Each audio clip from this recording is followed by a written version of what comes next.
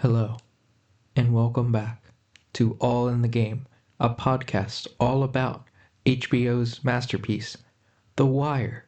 I am your host, Billy Jirak, and today, I have some great stuff in store for you.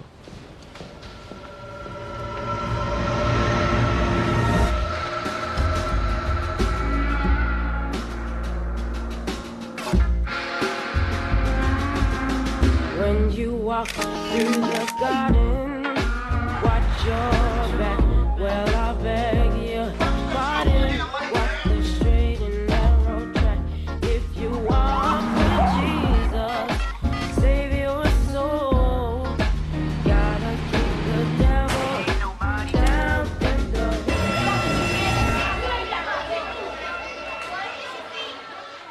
the In specifics, I will be talking about The Wire's seasons, all 5 of them, which ones I like the best, which ones I like the least, the ins and outs, the characters, how they interact, what happens, what it's about, all of it. I think the best way to start would be just playing and then discussing the very intro of the show, season 1, episode 1, the target, and what it represents as a microcosm of season 1 in particular, but also of the whole show, and why it was made the intro. I'll play it for you. Like every time, he snot and fade a few shooters. Play it out to the pots deep. Snatch and run. What, every time? Couldn't help himself. Let me understand you. Every Friday night, you and your boys will shoot crap, right? And every Friday night, your pal Snot Boogie. He'd wait till there was cash on the ground, then you'd grab the money and run away? You let him do that? I mean, we'd catch him and beat his ass, but ain't nobody never go past that. I gotta ask you. If every time Snot Boogie would grab the money and run away, why'd you even let him in the game? What? With Snot Boogie always stole the money. Why'd you let him play? Got to. This America, man. Got to. This America, man. Yeah, I really love the way we're given these. We are introduced to McNulty, and then we're given this witness that we never see again for the rest of the show, completely unnamed. They're talking about the unnecessary murder of Snot Boogie. Yes, it's a funny name. It's definitely supposed to be like a really interesting way to start a show, to have a case like that. But like we see as McNulty's questioning, it's like, if he did this and you know he's done this a million times before, why would you let him play? This America, man. We got to. Like, he views the world in this. We're supposedly living in this free country, and we have, even if we don't like it, even if we don't like what he's doing, we have to let him play the game. And that's The Wire. It's all in the game, and we have to play it. It's fantastic. It opens the show exactly like you would expect it to, but it also surprises you with something that never gets brought up again and is relatively unimportant to the rest of the show, but is perfect as a hook. Alright, so what is season 1 about? Like, what are the characters doing? Why is it good? What does it do for the rest of the show? What's season 1's purpose? It's meant to distinguish The Wire from other cop shows while also trying to do its own thing and not be a cop show. We see the elements, we see the investigations, we see the characters who are investigating the Barksdale organization. We see how they churn, how their brains work, how they get through things, why they do what they do, why they act the way they do. We see different types of cops. We see these hard-headed buffoons like Herkin Carver. But then you also have people who are like Kima and McNulty, who are much more, I guess, the intelligent types, the ones that are willing to do these investigations. Lester can be fit into that category, but he's this big detective guy. We see Prez Belusky, who goes from being a wannabe meathead, someone who's a complete asshole and knocks a kid's eye out at the beginning of the season, to someone that clearly works far better in a desk job, someone who's much better at the details and the paperwork and the paper trail, just as Lester says. But what sets it apart is that it not only follows these police, these cops that are doing this investigation, but it also shows us the point of view of the drug dealers and of the addicts. So we see both these high up kingpins, and then we also see the lowly drug dealers, the hoppers, like that are like barely, that are just school age on the street, in like selling drugs and running, counting the money and all that. And we see how the game works. We see how everyone's set up, everyone has a role, and how anyone stepping outside of the role typically is punished, which is what we see in like the chess metaphor in episode 3, The Buys. We see D'Angelo, who's the nephew of Avon Barksdale, who's the big kingpin, teaching the Pit Boys, Bodie, Poot, and Wallace, which I think it's Bodie and Wallace in the chess scene.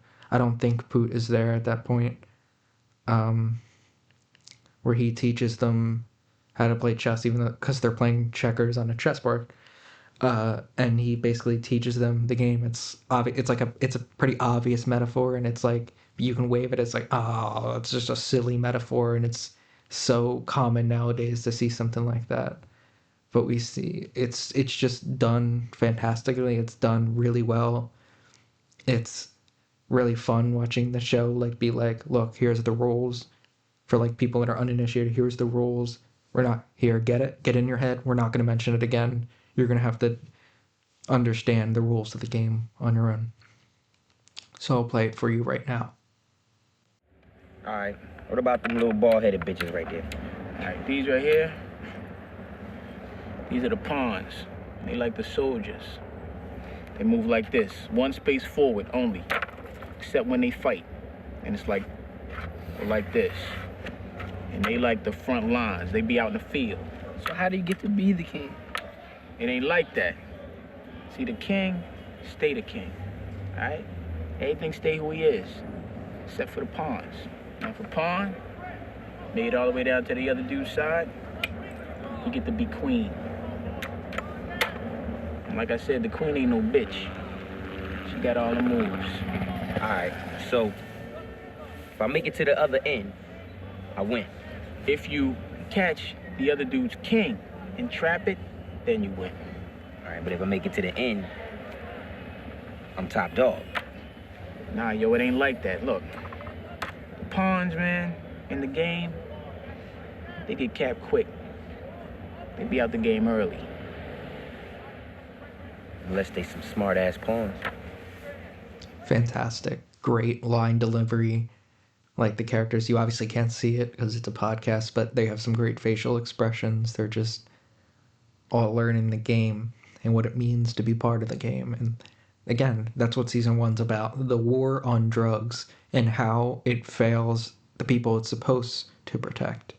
We see these young boys, Bodie, Poot, and Wallace are 16 in season 1. So it's really fascinating watching children learn something so dangerous and violent and needlessly cruel, because they feel that that's the only avenue they can go through. And we see Wallace during the season, he wants to go back to school. And even D'Angelo, who he becomes to be pretty sympathetic, who even like tries to convince Wallace that, yes, please, you're not fit for the game. So I guess I'm going to have to talk about Brandon now. Actually, I'll talk about that in a minute. But there's a scene in episode 4 where this is after we kind of are finally shown how good Lester is as a cop. We finally see him start getting into the investigation because the police, they form a detail to catch the Barksdale organization, who are the ones who are basically our targets of the first season. They form a detail because McNulty goes in what they refer to as mouthing off to the judge. He basically forces a detail to be set up, and we finally see Lester come into his own. Lester Freeman, who gets the picture of Avon Barksdale after they're scrounging for it for episodes because this guy's like a ghost to them. So we kind of learn how smart they are, and that's kind of the reason why we eventually start gaining sympathy for D'Angelo, because he's the nephew and he's our eyes into the game, and as someone who truly deep down is not fit for that work. Anyways, back to what I was trying to say. There's a scene in episode 4, Old Cases, where Bunk, who's a homicide detective and McNulty's partner back when he was there, but now that McNulty's detailed, he's typically in the detail office, but basically Bunk and Jimmy McNulty are basically forced to go after and try to reopen an old unsolved case, a cold case that was basically kind of glossed over and wasn't really given much attention because it has a potential D as a shooter suspect. So they're like, maybe this is our D'Angelo Barksdale that we're looking for, because they picked up D'Angelo to try to break him earlier in episode 2, I think, where they almost did, but his lawyer came in and stopped him from doing anything incriminating. Maurice Levy, who's the drug lawyer, who's kind of one of the more morally repugnant people in the show, just because he helps the drug dealers get what they want, but at the same time he is doing his job. He's doing it pretty well, but he can be a bit slimy at times. So they're opening up this old case. They go into the apartment and we have this fantastic scene where the only word they say over and over again is fuck. They say different variations over and over and over again. I'll play a snippet of the scene just because it's so well done. It's funny, but it's also showing how good of detectives these guys. We don't get basically a bunch of detective talk smacked in our face and made to feel like we're less intelligent. No, we're given these two guys solving a case just by saying fuck and motherfuck to each other, and I'll play it. Fuck it. Fuck.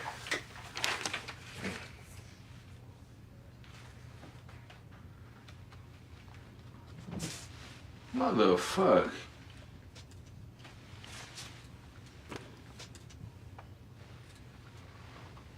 Oh, fuck. Oh, fuck.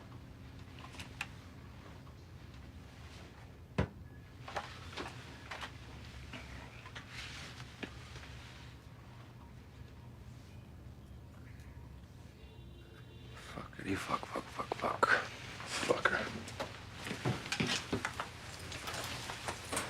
Oh, fuck. Fuck, fuck, fuck. Fuck, fuck. So yes, the infamous fuck scene.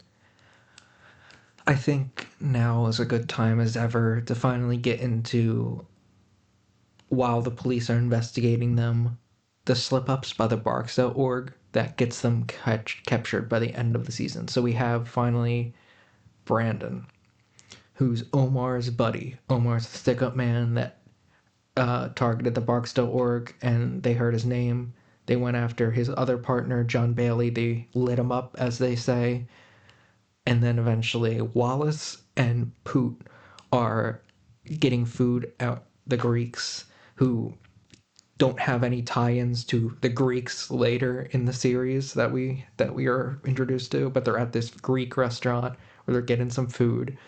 Poot notices that Brandon is there playing the pinball game. He points it to Wallace. Wallace and Poot go outside. They call Stringer Bell, who's Avon's number 2. Stringer comes with, I believe, Weebay and Bird, who are two of their muscle. Weebay's like the main muscle. Bird's like a little bit under him, but it's Avon, Stringer, Weebay, Bird, and a couple other guys. So what they do is they go, and we don't actually see this on screen, but we eventually learn it just through distinct conversations, both the police investigating, but also the way the Barksdales talk about it, that Weebay and likely Bird went in there and showed them a picture. Maybe Stringer. I don't think we ever truly find out exactly who it might be, because there's a guy that says that it wasn't Weebay, that was there. So it might not have been him, but I'm not 100% sure on that. They go in there and they basically pretend to be cops and they arrest, in quotations, Brandon, and they torture him to death to get Omar. He doesn't give up Omar, so they burn him with cigarettes. They burn his eye out. They cut him. They scar him. They really screw him up. And the very next episode, episode 6, opens up with Brandon's body on a police car right outside Wallace's house, who Wallace is taking care of a bunch of foster kids that otherwise would be in the system. So Wallace is taking care of, even though Wallace is 16, we have this 16-year-old kid taking care of younger kids. We see how screwed up the game is, how screwed up the world, the poverty that these characters live under, and how desperate and hopeless their situation is. And that's season 1, is showing how desperate and hopeless some of these characters are situated in. Wallace sees that Wallace wants to get out of the game. D'Angelo tries to go, oh, you should get out of the game. And eventually leads to Wallace kind of doing drugs. And he also eventually snitches to the police. He eventually gives stuff up when they pick him up because they hear a story. Because at this point, they got the wiretap up. The wiretap that the wire's named after. They finally have it up. They finally got the legal proceedings. They have the evidence. They have the... they refer to they have the probable cause. They have the exhaustion. They talk about like a legal requirement so that they can show that no other tactic worked, so they can finally get up the wiretap on what they use. They use pagers and payphones. Eventually they do move to burner phones later in the show, but at that point they're using pagers and payphones. And they hear that on the wire the night before. The Brandon stuff happens right before they get up on the wire. So like they barely miss a literal murder being discussed on what would be the wire. But after that, they eventually hear on the wire that they finally get up post Brandon that Wallace is, after they put the pieces together, they figure out that Wallace is upset about it. So then they pick him up. They try to drive him away, but eventually Wallace leaves the reservation with his grandmother. And I promise this is going somewhere. I know it's so much info. The wire is so dense. It's hard to talk about. So what happens in the wire in these episodes are that Wallace leaves his grandmother's farm and goes back to Baltimore. But the police don't find this out because Presbolewski is listening on the wire that night, the night that he's on the phone with Putin. It's like, I'm gonna hitchhike a ride home, and he does. I think he gets on a bus. I think Putin gives him money and he gets on a bus, but that happens. But Presbolewski marks it as he says that it's not important. It's marked as not important. So then they miss that Wallace is off the reservation, and so that Stringer gets suspicious of Wallace because he was gone so long. So then he basically orders Wallace's 2 best friends, Bodie and Poot, to murder him at his home. And that's a very sad moment. We see, I'm probably gonna have to play it just because it's so heart-wrenching. But yeah, I told you there would be some spoilers. So yeah, Wallace's death. Here we go. Depressing, right? Yeah. So that's kind of the wire for you. Like, complete. It's gonna show things. It's gonna tell you things. It's gonna break you, and all for the message of that society's screwed up, and the world that we live in, is not the world that could be. Things could be so much better for people, especially for the marginalized, especially like the people that the wire focuses on, like Bubbles. I haven't even touched on Bubbles. He's the drug addict that we have the stories throughout all 5 seasons. Season 1, it's him being a police informant, but also him trying to get clean. He almost gets clean, but then we have a police officer get shot. Oh my God, there's so much to talk about. Kima gets shot. She's one of the cops I mentioned earlier as being one of the better cops, being one of the more intelligent cops. She ends up getting shot and a sting gone wrong. Bubbles eventually is like so distraught by it that he gets back hooked onto drugs, on heroin. And that's a sad thing. Both of those things happen. Eventually, Kima does live. But at the end of the season, we're left with her learning how to like walk again. And that's where we're left off before season 2. Season 1, we do the police eventually scoop up the Barksdales. They arrest Avon and he gets a 7-year sentence. His nephew D'Angelo, despite the fact that he almost gave up all the info, his mother basically talks him out of giving up all the info, and D'Angelo is forced to go through a 20-year prison sentence for Avon. Avon only gets 7, D'Angelo gets 20. And yeah, and it's just like, and then McNulty's obviously like that because they didn't get Stringer, but they barely got Avon, and basically the people that they thought they could turn, people that they thought they couldn't form, were the ones that were punished, and that's season 1, the ineffectiveness of the war on drugs.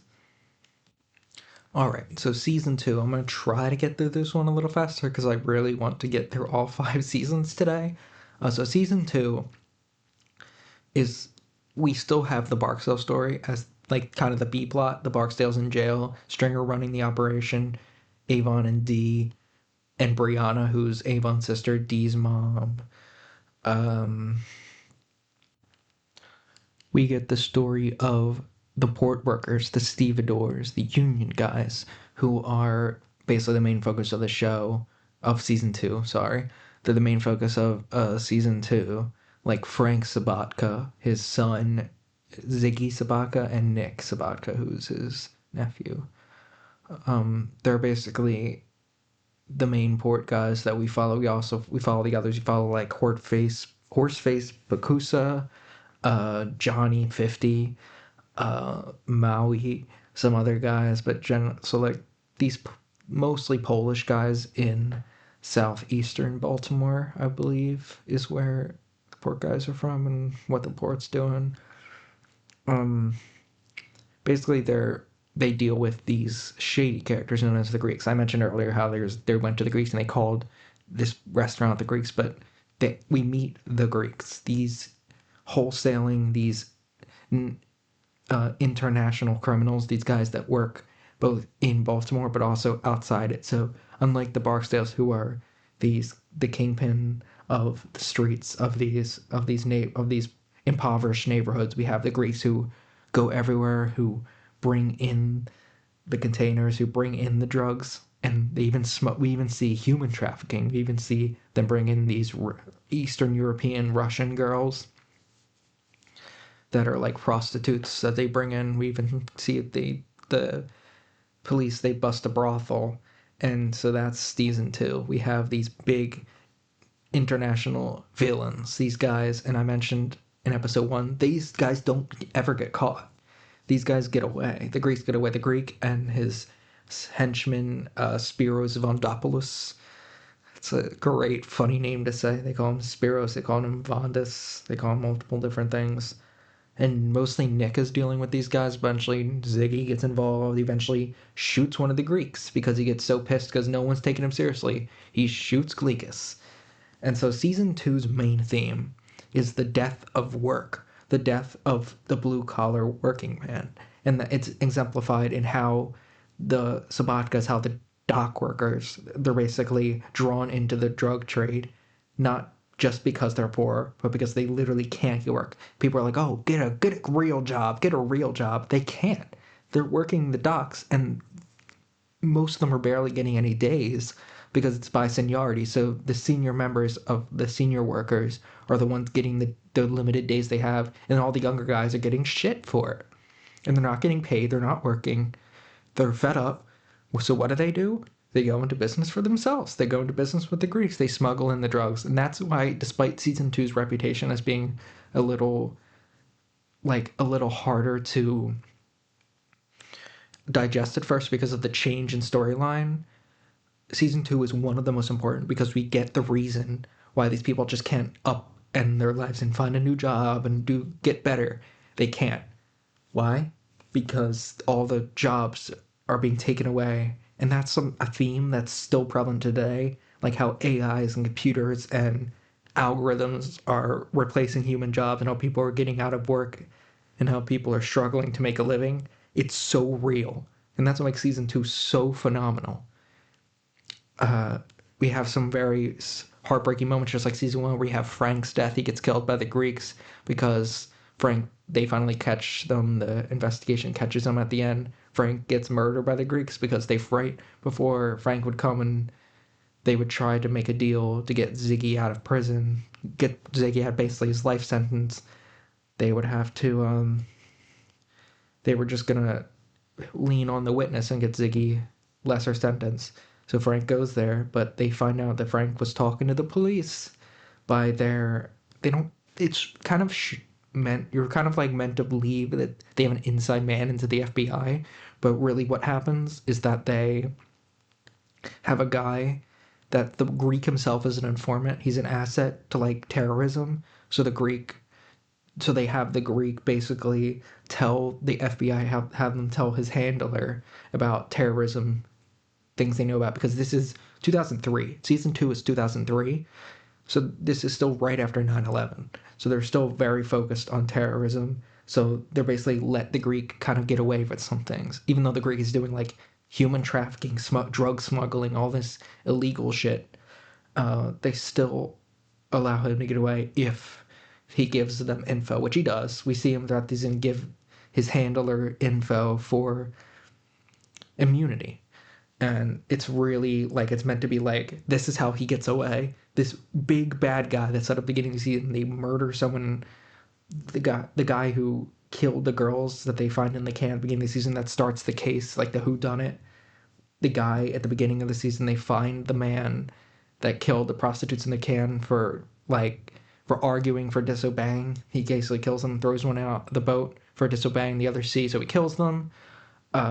They find the guy, they brutally kill him, they slit his throat, let him bleed, they cut his head and his hands off. They get away. Some of their lieutenants, though, get picked up, like Sergei Molotov, who they like to call Boris. He hates that, but he's like the lieutenant guy. He's the kind of the weebay of season 2, who is the henchman, the one that does the dirty work, gets the job done. So yeah, season 2 is death of work. The police are basically doing the thing McNulty is both womanizing, but he's also looking to get his ex-wife back. So that's his first half of the season. That's his plot. He's basically trying to get his ex-wife back while also trying to find out the identities of the girls in the can. That fails. His ex-wife plan, that fails.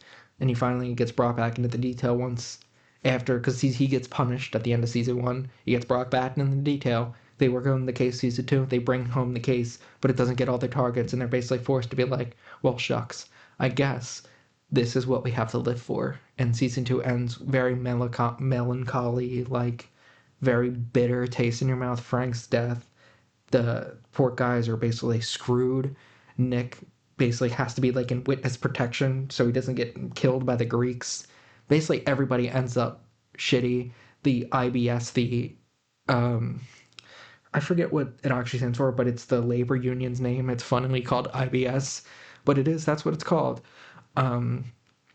It gets declassified, it gets deunionized, and they're basically forced to shut down, and they're not a legitimate union because they run Frank Sabaka, who's dead, but also was under investigation. So at the end, the guys basically lose their protections, and that's the bittersweet thing we're led to see. Is like, this is where the world's going. Constantine's throughout the season of they need a union, and I'll play a great scene of Frank Sabaka going on one of his tirades to close this section out. Good anchorage, good cranes, good railroads, close to I-95, a lot of people ready to work, right? That's my fucking town. Except the thing is, we're another 110 miles for any ship coming up from Hampton Roads, an extra day. So why come, right? Why come unless you know your cargo's gonna move fast and clean through the port? Why offload in Baltimore except that a Baltimore gang will turn your ship around faster than any other port, and a Baltimore gang will make sure your cargo, all your cargo, gets where it needs to go faster than anywhere else. Like you guys never stole nothing back in the day. We ain't back in the day, Nicky. When's the last time you saw trucks backed up for 3 miles outside Patapsco Terminal? If it wasn't for the car ships, we'd be starving. The cameras come back. I'm serious. They come back today, we tell the shipper we lost a cannon of stacks. They're gone. We turned them over already. To who? You know the Dasco line's a cunt hair away from taking their business down in Norfolk. I don't need this shit right now. I do, Uncle Frank. I need the money. God damn it! You ain't hearing me! What, you think this shit is easy, huh? You think it's fucking easy? You try living on 5 or 6 days a month, see how fast it puts you on your ass. I am on my ass, Uncle Frank. You need money, you come to me. Oh yeah, Frankie Sabaka's father fucking Christmas on the docks lately. No doubt his pockets are full, huh? You think it's from me? Is that what you think, huh? It ain't about me, Nick! So, season 3, it gets us right back to where season 1 was. So if season 2 was a bit harder for you to watch because you were less invested in the dock worker storyline, season 3 gets us right back into the tales of the projects of the inner city kids and the guys and the gals and whoever is there. And we also get another layer, like how season 1 was the war on drugs, season 2 was the unions, the economy, the people that bring in the drugs. Season 3 is centered on the politics while also telling us a story of the gang wars. So we get both a political element added, but also the gang wars. I did mention in episode 1 of the show about Tommy Carcetti and the Martin O'Malley connection. So Tommy Carcetti gets introduced this season, and he's a councilman, and he wants to run for mayor. So we see his storyline as he leans on the right people. He tries to get Irvin Burrell in his corner, who was the police commissioner at the time. They're doing bad because crime rate is up. They have what they say, they wanted less than 275 murders a year, and they're struggling to even get that because they're at 260 and it's barely October or whatever one of the lines was. So they're struggling. Everyone's struggling. The police are getting screamed at. We see multiple meetings of Comstat meetings of police getting screamed at because they're not doing their jobs. So then we also follow Bunny Colvin, who is this rogue police major who ends up effectively legalizing drugs. He creates Amsterdam, which is his solution to the drug problem in the city. We see Amsterdam come up, which he basically funnels all the drug activity into these 3 specific areas, and we see Amsterdam come to light. And it's both horrific, but also if with proper government resources, handling funding, and proper care, maybe this could be a thing, but he tries to hide it because he obviously will get fired if they find this out. So he does that. He eventually does get fired, but not only that, they eventually lower his pension, so he's given a lieutenant's pension. He's basically kicked out of the force like that. So Bunny's story is like that. I didn't mention Bubbles last time because he kind of plays a much lesser role in season 2, just as Omar does. Omar has a cool court scene. And oh my god, how could I forget D'Angelo gets murdered in prison season 2? So again, another big spoiler, but that's important for season 3. D'Angelo gets murdered in prison season 2. McNulty storyline, a lot of his storyline is he's fed up with the major case unit. They're struggling. They're the unit that I mentioned in the season 1 part. They're the unit doing the investigations with Lester Freeman. He butts heads with Lester, and because him and Kima want to go back to the Barksdales and talk and props Joe's people, so they're trying to lean on people on the east side that are doing some bodies, but he doesn't believe Stringer is quite clean, and so he follows Stringer. Stringer's going with the politics. He's meeting with Clay Davis, this state senator. This drug dealer is meeting with the state senator, and McNulty's his mind is blown. But Stringer is trying to go into legit business. He's trying to really make an actual image. He wants to have legit money.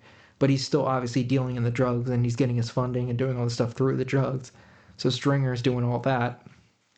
We get the story of Cuddy, Dennis Wise, who's out of prison, and he doesn't have a heart for the game anymore. And it's so fantastic to get that perspective. Not just Bubbles as an addict who's struggling as an addict, who we get plenty of in season 3 because we see him walk through Amsterdam in one episode. He's horrified. Even Bubbles, a seasoned veteran, a seasoned addict, a drug addict, a heroin addict. We see him walk through Amsterdam. He's horrified that everyone's basically on drugs and everything is going to looks like hell on earth to him, and it's really dark lighting, and he's walking through, he's sweating. It's it's hell on earth. We see people fighting, we see people doing drugs in the vacant buildings.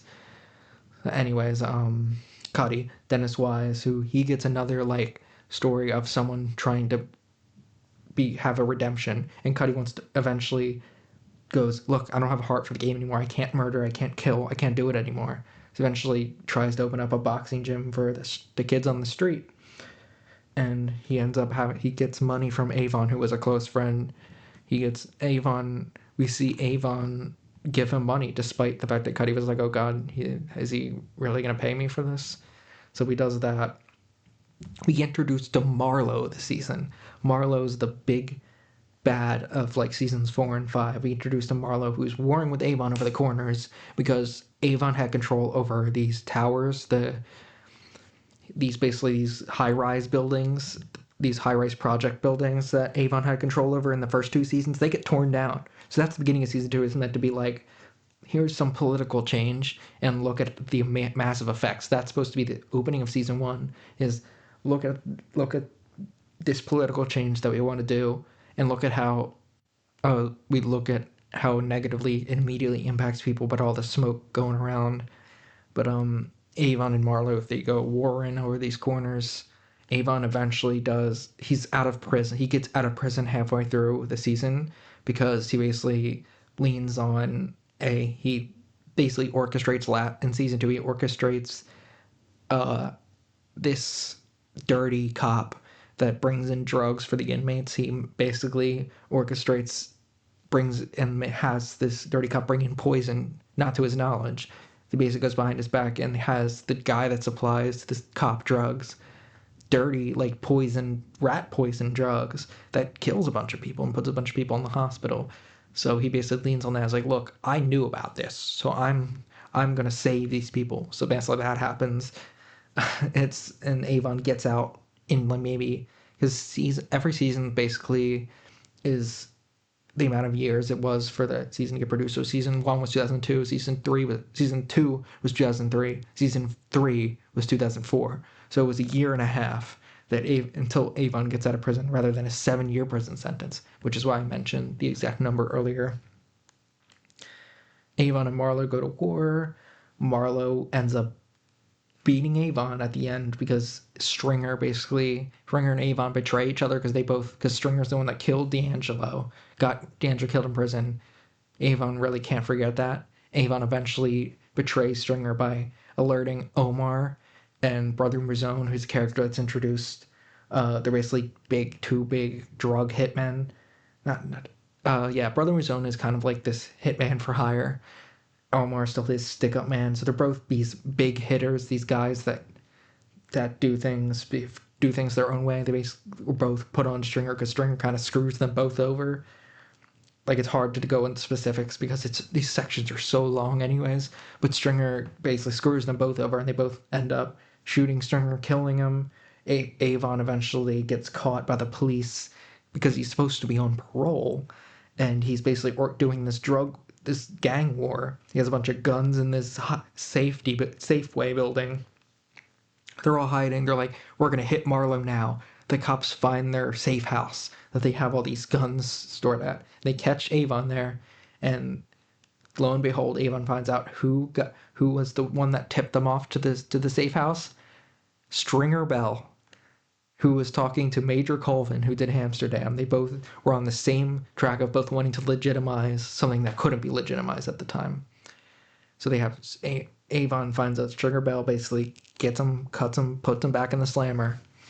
And it's just supposed to be a big shock of like, oh my God, these guys that were like this unstoppable team in season 1 were each other's downfall. So Avon goes back to prison. I forget what his second sentence was, to be honest. I only remember the first. Marlowe basically wins the war by default, and we see in one of the final scenes D'Angelo, it came out that he was murdered rather than a suicide in prison. We see his wife slash former his ex-wife, his widow, crying because she lost both Stringer, who was coming on to her, and D'Angelo in like a year, that's pretty heartbreaking, right? Even though it's the game, you do feel bad for these people.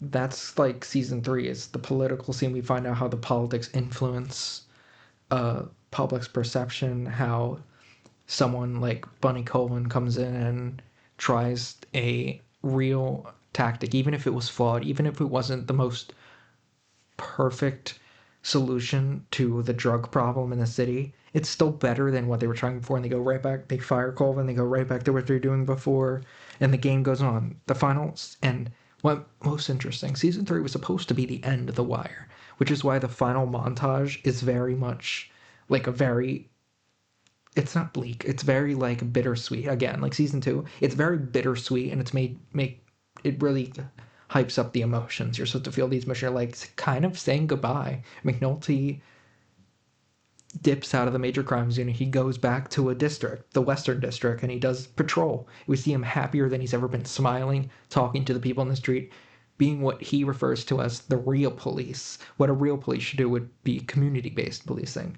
And that's what we see him doing at the end. We see everybody kind of go back to the way they were, the major crimes unit, basically, other than McNulty's doing their thing. Bubbles is still on the street, so his redemption arc still hasn't gotten quite back onto the horse yet. We see him talk to Colvin. They were both talking about Amsterdam because it got, those vacants got torn down. They're talking about, they're basically like both not knowing each other's involvement with Amsterdam. And it's just a beautiful season showing how politics influences everything, and I love it.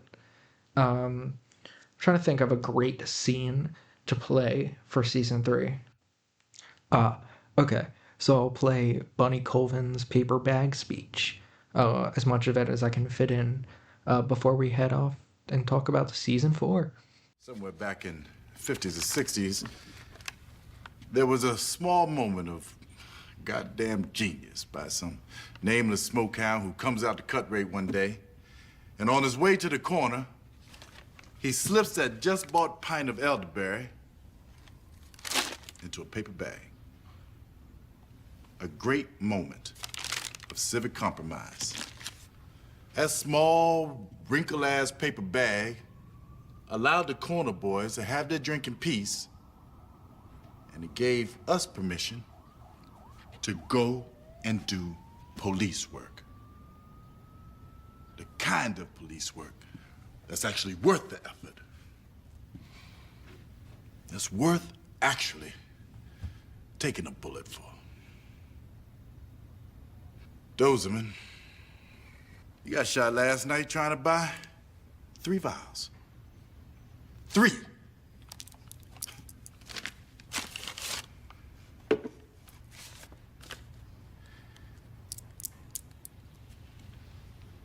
There's never been a paper bag for drugs.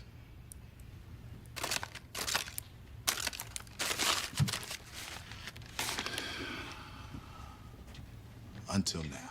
So season 4, it is made to be a very big contrast from the first 3 seasons, because the first 3 seasons are very much the Barstow org and the police trying to catch them. What season 4 does really great is it focuses on an institution below the street level, the children, the kids. We see how these kids become these drug dealers like Avon Barksdale and Stringer Bell and Marlo Stanfield. We see how they become these guys. So most people are like, again, just like season 2, it focuses on a theme of how this happens. And that's big season 4 is these children becoming, how the children become these hardened criminals, and how the school system education doesn't help, and the themes of education. We still also follow the political storyline with Tommy Carcetti as running for mayor. He eventually wins the mayoral candidate. He wins the mayoral. I don't even think the election that we see. It's meant to be the primary. He wins the primary. He gets the Democratic nominee. That's what he gets, and it's basically him becoming mayor, realizing it's a bigger job, and then ending up not succeeding on the promises of keeping the city clean and handling the crime problem. The major case unit is completely gutted this season. So the police storyline in this season is pretty much like completely different. We don't even have a main wiretap this season like we did the first 3 seasons. But the first season, it gets up and started. We had the most detail on it. Season 2, it gets like started halfway through the season. Season 3, we see it from the beginning of the season. It's failing. and they eventually find a case and they bring it to the judge and they finally put the Barksdales away. But season 4, it follows like the people in the major case unit feeling flustered with the new change of management. So Lester leaves for homicide, Keema leaves for homicide, Herc still works there, Carver is at a district, he's a sergeant at this point, and he learned from Bunny Colvin last season, so he was influenced by Amsterdam Bunny Colvin. So he's trying to be a good police. He's trying to be a good hero, a guy that takes care of his community, and that's Carver. And we see how they merge with the kids. So Bunny Colvin, we see him again this season. He does a program with this journalistic guy. They do this program for kids. They find out an age group that's appropriate. We see them trying and failing with like older kids that like want to cut their throats open because they're even talking to them in the first place. And then they eventually go down to the middle school level, which is coincidentally the grade. We found these 4 8th grade boys, Michael, Dookie, Naaman, and Randy. We follow these 4 8th grade boys with different home lives. Naaman, like, kind of rich. He's the son of Weebay, like I mentioned earlier. His mom's Delonda, who she's a terrible mom who basically forces him to be in the game even though he's truly not built for it. Even though he acts hard, he's really not meant for it. He's like kind of like a new D'Angelo, but he's definitely more hardened. Like he's definitely like, he pretends to be hardened. So D'Angelo, like at that point, is just, his head's not in it. But Naaman is like trying to do it, but he's just not fit for it. Michael was abused as a child. His stepfather comes home. He ends up enlisting Marlowe and Marlowe's men, who's Chris Partlow and Snoop Pearson men. Snoop is a woman. Chris Partlow and Snoop Pearson, they murder Michael's stepfather for exchange for Michael finally going and getting recruited by the Stanfields, and that's Michael's story. Randy is kind of like a kid that becomes a snitch over time and eventually is put into foster care and gets beat up and becomes basically this punching bag in foster care. We eventually see this happy, sweet kid get turned into kind of a more monster character. We never really see his full transformation. We eventually do see glimpses of him in season 5, where we see that he's just not the kid he was in season 4. And Dookie is meant to be the poor kid, the one that has no running water in his house, and Perez Belusky at this point, who I haven't really talked about much. At this point, he was fired for accidentally shooting another cop, and he basically becomes a teacher. And we see him take a liking to Dookie and take care of him. So I know I kind of gloss over Perez Belusky, but there's just so much info that I can't fit all of it into this. I have to pick and choose what I like to talk about each of the 5 seasons. So that's season 4. It's these kids below the street level, and it's probably the best one, to be honest. We actually see Bodie's death. So Bodie's at a corner. They think he snitched. They're pissed off at him. The Stanfields take a shot. They kill Bodie. Bodie's gone. That makes McNulty, who was supposed to be... McNulty is barely in the season, but when we see him, we finally see him at the end, start seeing him at the end more. And he's so distraught by Bodie that brings him back and makes him want to go back to the major case unit. And another major aspect of the season is Chris Partlow and Snoop. They basically are like these serial killers from Marlowe. They basically do all these hits. They do 22 hits over the course of the season. We don't see them all, but we know they do 22 hits over the course of the season. And they put their bodies in vacant buildings, these vacants. And the police, like Lester and Bunk, who are working homicide at the time, who are basically the ones trying to find where all this crime is coming from, they eventually learn from Randy, I believe, who basically blows his cover, and that's how Randy's life gets screwed up and gets put into a foster home and gets beat up. Randy is the one who tips them off to the vacants and the bodies, and Lester has a great line. I'll play it for you. Need a crowbar. For what? This is a tomb. Lex is in there. That's a tomb. Yeah, that's just a great scene where Lester finally connects the dots and finds out they've been using a nail gun to put the bodies in the vacants, and then they get them all out, and the city has 22 murders. right after the election, but eventually we see Carcetti eventually doesn't have to deal with it because it was done under Royce's administration. Who Royce was the guy who was he was running against in the Democratic primary. So yeah, so Carcetti gets a free pass, but like we're supposed to be seeing how screwed up these politics are, like how, like obviously it's kind of important to them, but mostly they're worried about their own image. Carcetti's worried about being a good mayor and eventually running for governor. So again, we get the ladder climber. That's Carcetti, who we see him like we're supposed to kind of like him, but eventually we kind of just see he's just no different than the rest.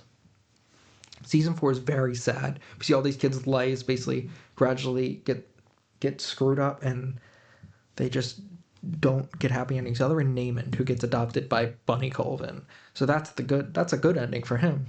We see Marlowe's running the streets. He's the big kingpin. He eventually Prop Joe, who I think I mentioned in episode 1 of the show, he's the main East Side guy. The Greeks come, like some of the Greek, we start seeing signs of the Greeks again, who they're working with Prop Joe, and Marlowe gets cut into those deals where he can get better quality drugs, mostly just because he wants to connect. So we see Marlowe starting his plot to be the big kingpin, and he's not leaving the East Side guy alone like most West Siders would do. He's actively pursuing the whole crown. So that's season 4. This theme of education and how it fails children. We see multiple scenes in schools of these kids being unable to properly be educated because they're not properly socialized for their environment.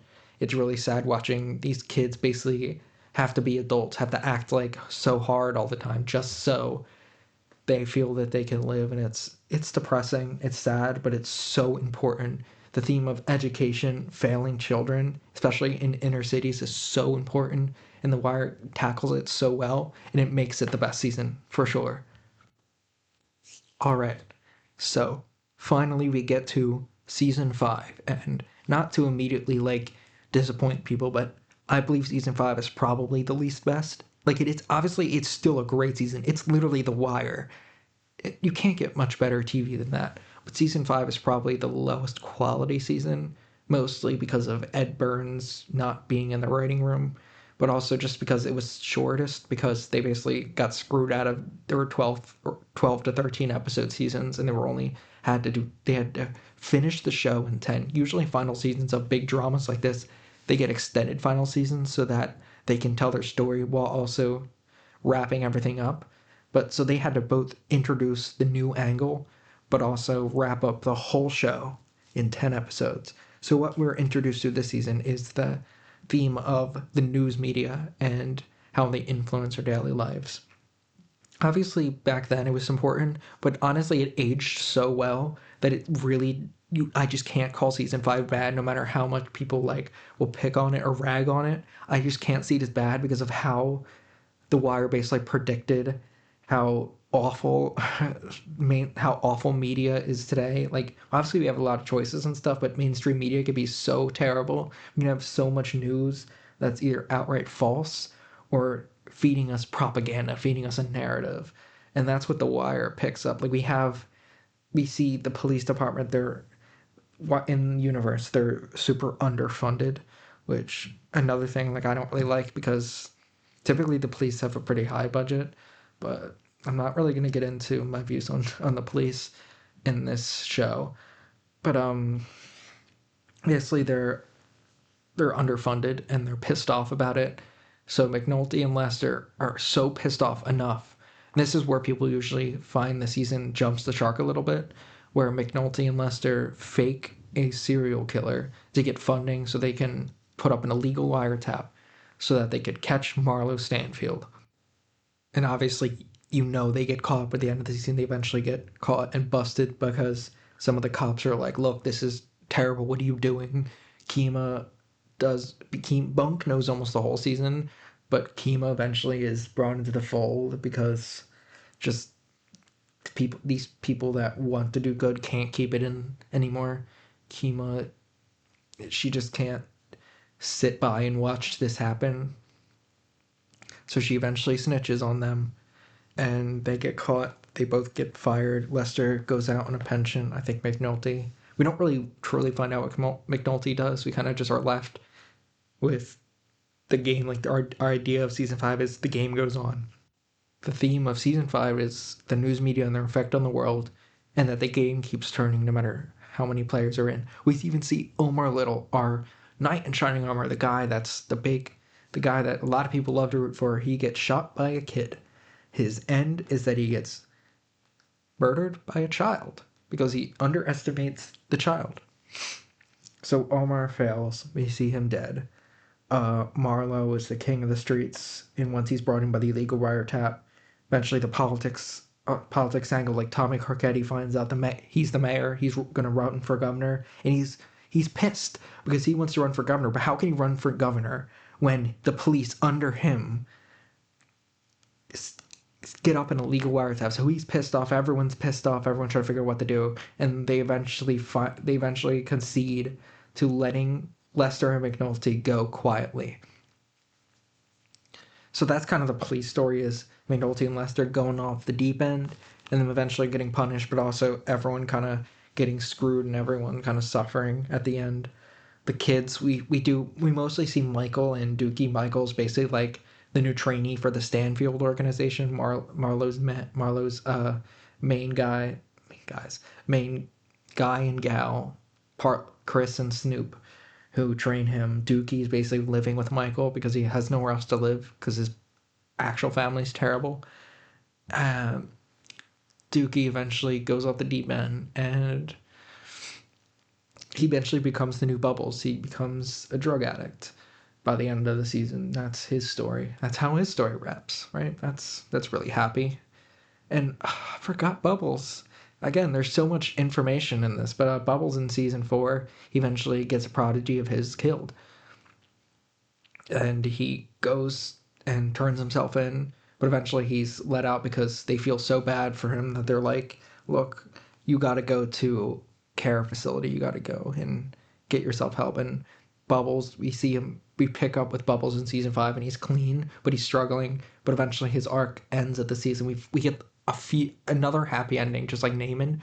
Bubbles' happy ending, where he finally gets to go back and live with his sister, and they finally let him up to the upper area of the house. He doesn't have to just stay in the basement. She lets him up, and Bubbles is no longer a heroin junkie, as far as we know. And that's kind of our heartwarming. That alone, like I've seen a lot of people say, makes season 5 absolutely worth the investment, even if you struggle with some of the moments, like the news storyline. Like the news guys are a bit bland at times, for sure. I can attest to that. But I do like Gus. Gus is fun. Scott Templeton is such a shithead that it's so funny that out of all the murderers and drug kingpins in the show, one of the most diabolical characters is a news journalist who loves to lie. And that's Scott Templeton's character. He's basically like Gus and Scott bump heads because Gus, this old school news is supposed to be journalism. We're supposed to be outright getting these honest stories, and Scott's like, I'll just make up shit. Obviously, like, maybe there's someone like that, but like it's absolutely meant to be like, it looks better now because we actually see how much news can manipulate us and how news can really just not tell the truth. So Scott's very much a representation of that, and it definitely, the story aged better. Like it came out pretty okay, but I think it honestly aged better than it was at the time. So the news, I'll give it a pass because it's so relevant to today, like how the news manipulates us and how because the news gets involved in the serial killer storyline in the show, and Scott is basically making up his own lies while McNulty and Lester are making up their own lies. So we see like everything come crashing constantly, and everyone trying to one up each other for how crazy and weird and psychotic this fake red ribbon serial killer that murders homeless guys is, because that's season 5, and it's like it can be kind of dark and can be hard to watch at times because you're seeing basically them take advantage of the homeless, and it's really sad. It's a great show, and I love season 5, but it's definitely not the best one, for sure. Even though it's amazing, and it's still absolutely 100% worth the watch, just like the rest of The Wire. God, I can't stop praising this show, even then everyone, the end of the show is just, life goes on, Michael becomes the new Omar, he like eventually kills Snoop and goes on the run and becomes a stick-up man. Namond is basically doing political speeches at like some event, and Bunny Colvin and his wife, who are his adoptive parents, are there cheering him on. Randy we see at the foster home, who's built and like who he clearly just isn't the same kid as he was, and it's really sad. Who did I forget? Namond, Randy, Michael. Oh yeah, I mentioned Dookie's the Bubbles. So that's the 4 kids stories. McNulty and Lester are basically are let go from the police force, and they have to live out their lives not as police. Pretty much everyone else and is in a like the rest of the world is like stasis. So even though Marlowe is captured, he's put back on the street because of the illegal wiretap. So Levy basically finds a loophole and he gets back on the street. But his one condition is that he can't be part of the game anymore. So basically, we see Marlowe gets back on the street, and he basically becomes what Stringer wanted. He gets put in this position where he gets to be this businessman, and he gets to meet all these really, really powerful figures with Maurice Levy and his law firm. So he knows all these people like Andy Krawczyk, who we meet first in season 2, who's basically one of the main guys who's like screwing over the dock workers. So we get all these references to the old far back in the show, like season 2, but like Marlowe can't handle it, and he goes back on the street and he picks a fight with these 2 guys, and that's Marlowe's final scene, is him picking a fight with these 2 guys, getting blood and like wiping blood off his face. That's Marlowe's final scene. It just wraps up the show so well. We get all these themes mashed together. We're shown how brutal the world is, how no one's good, no one's truly good, no one's truly bad. Everyone's kind of, actually no, that's not true. There's definitely some bad guys, but like most of the characters aren't really truly good or bad, and they all have their own motives. Like obviously Marlowe's a pretty evil person. He's basically a serial killer. I don't know. He just running his mouth. So. You call me a punk? It was bullshit, man. You ain't need that on your mind. What the fuck you know about what I need on my mind, motherfucker? My name was on the street. And we bounce from this shit here, I'm gonna go down in them corners, let them people know. Word did not get back to me. Let them know Marlowe stepped to any motherfucker, Omar, Barksdale, whoever. My name is my name. So yeah, that's my general synopsis / analysis of the seasons ish. Like, well, mostly me talking and telling you what the seasons mean and why they say what they say. But I think it's best to end it off with the season ranking. So season 4 is number 1. I'd probably give it a 10 out of 10. That's pretty easy to say. Number 2 is season 3. Amazing, but it's just the only thing that makes it not number 1 is that it's definitely a retread of season 1, but that's nothing to knock it. It does so much good. So season 3 is probably like a 9.8 out of 10. Number 3, I'll probably have to go with season 2. There's some parts where I'm like, okay, like I could see why some people might find this boring, but it's just so good otherwise. Like there's so much interesting. Frank Zapata is such an amazing character who has like a tragic arc for even like a guy that he is. Like you still feel bad for him, even though he's obviously not the greatest person because he's getting involved with drugs. But yeah, so season 2 is probably like a 9.7 out of 10. Number 4, season 1. I hate putting it this low, but it's so good. But it's like it's clearly like the show gets better from there, for sure. Like there's some little like tonal things in season 1 at times. Like it's really not noticeable to anyone on even a first couple watches. But like once you get to like third or fourth watch, like me, you eventually start like liking the other seasons more, just because they have more to offer and they have more to say. Other than just the war and drugs, like there's more to say. It's not just a cop show. It does more. So season 1, probably like a 9.5 out of 10. And finally, season 5, amazing, but just a bit too short for most people's liking. It just didn't have quite enough episodes. So there's sometimes it feels a little rushed, but it wraps up the show so well so that you're like, okay, it picked up back up the ball. It didn't completely drop the ball. It didn't jump the shark. It picked it back up right before it could become really bad. Like a bit, it wasn't. There's probably no way they could make The Wire bad, but like they picked up and they really show that they could make do with the 10 episode count. So I'd probably give season 5 a 9.2 out of 10. Although everything got an A. Either way, it just different shades. So anyways, thanks for listening. And this was All in the Game by Billy Jirak. Thanks so much for listening. Bye-bye.